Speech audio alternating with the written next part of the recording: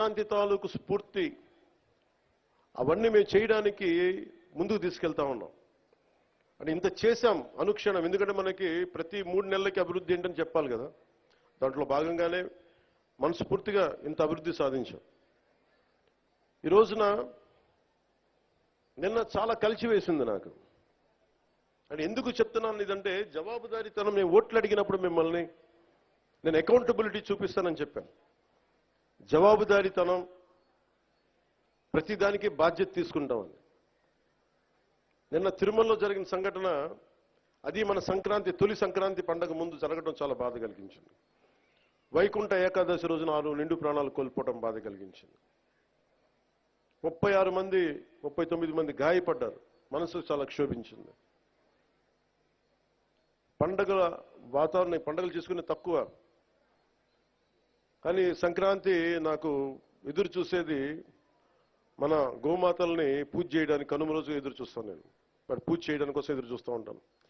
అలాంటి పరిస్థితుల్లో ఈ సంఘటన జరగటం, చాలా ఉత్సాహంగా జరుపుకునే పండుగ నాకు వ్యక్తిగతంగా, ఈ గోమాత కోసం చేసే పండుగలు కాబట్టి నాకు నేను చాలా బాధ కలిగింది.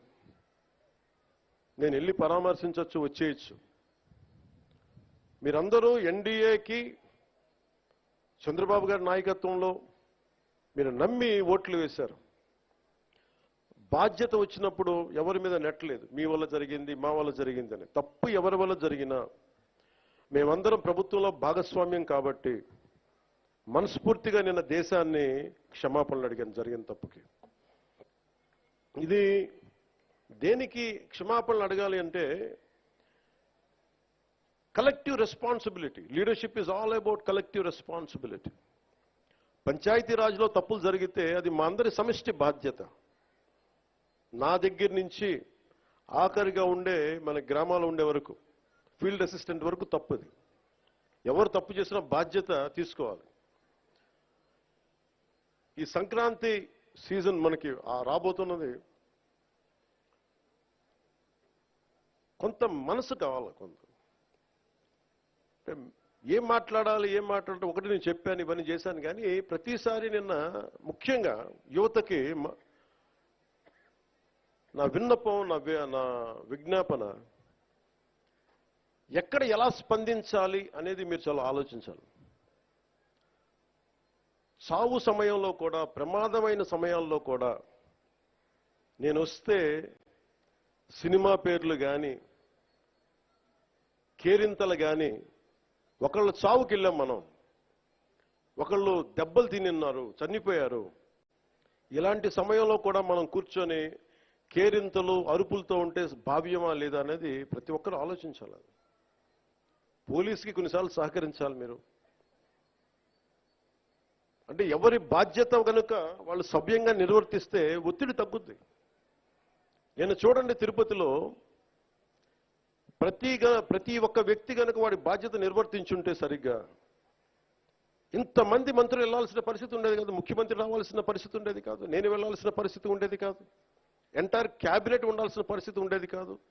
దానికి అదనంగా పోలీసులందరికీ ఒత్తిడి, డిఎస్పీలకి, ఎస్పీలకి అందరికీ ఒత్తిడి. అంటే ఒక్క చిన్నపాటి ఏరియాలో ఒకళ్ళు చేసిన తప్పుకి మొత్తం సమిష్టిగా జిల్లా పోలీస్ యంత్రాంగం, ఎస్పీ గారితో సహా దాన్ని ఫలితం అనుభవించాల్సి వచ్చింది. నాకు ప్రత్యక్షంగా దానికి సంబంధం లేకపోయినా నేను దాంట్లో ప్రభుత్వంలో బాధ్యత కాబట్టి సనాతన ధర్మాన్ని పాటించే హిందువులందరినీ నేను క్షమాపణ అడిగాను. అంటే ఇది ప్రతి ఒక్కరూ బాధ్యత నిర్వర్తించాలి. కేవలం నాయకులకి ఓట్లేస్తే సరిపోదు.